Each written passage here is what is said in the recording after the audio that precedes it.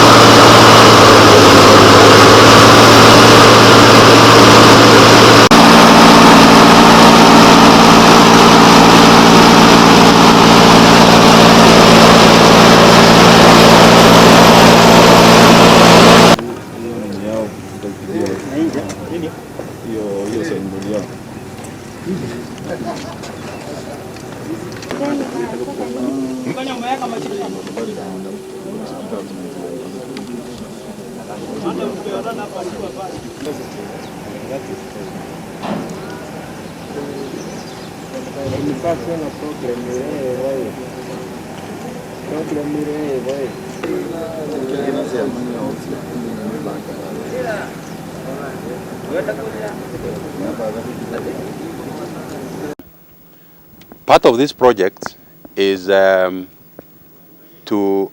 mechanize. The plant requires a specific type of quality to come through into the processing line.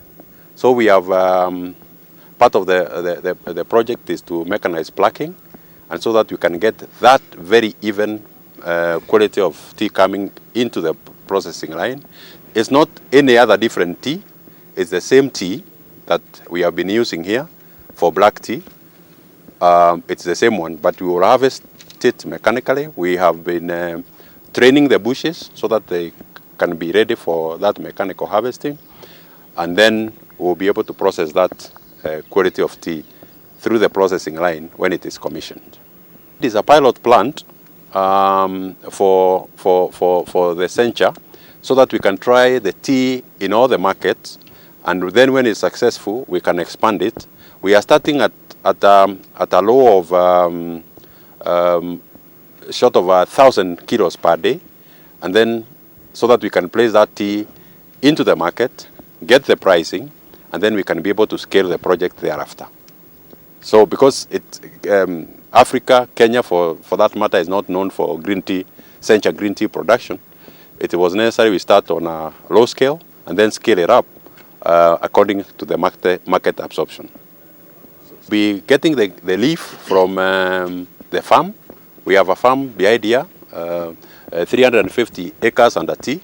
So that's where we will be getting the leaf from. And that is not the entire leaf. It's just, as I said, to start with, it is very little leaf that will be coming into the plant. The rest of the leaf will continue being processed at the Kirinyaga factory. It's a pilot plant to try and manufacture Japanese types of green tea.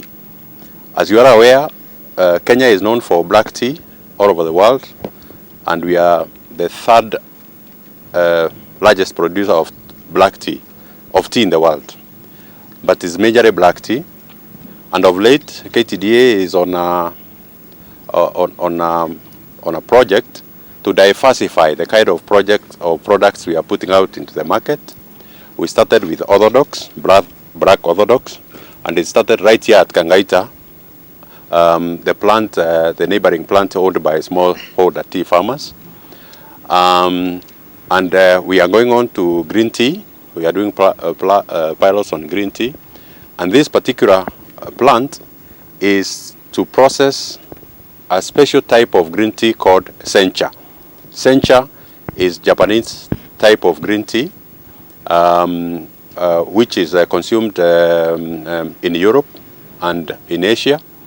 And when this is successful, then we will have a background and the necessary information to be able to roll it out to the smallholder tea factories. And we are grateful for the Japanese government for funding this project so that we can diversify the products that the smallholders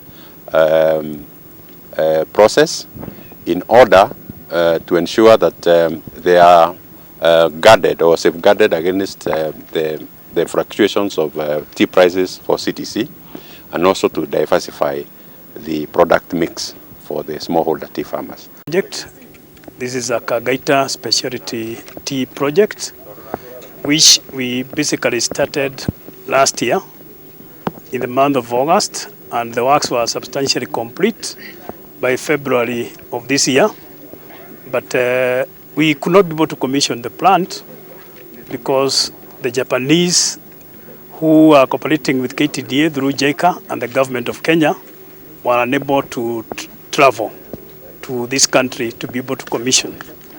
But we expect that once the situation improves, they'll be able to come over, and then we will be in a position to commission the plant. And as we have mentioned, the factory is a pilot one, being the first of a kind in Africa, where we'll be having 2 lines. The first line is the Japanese specialty tea, Sencha teas, and then we have made a provision where we'll be able now to put an orthodox line for Ktda.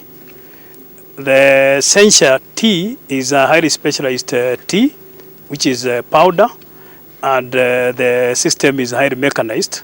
And that's why we are saying we are still waiting for the engineers from Japan to come over to do the commissioning. How far are we in terms of percentage? Completion.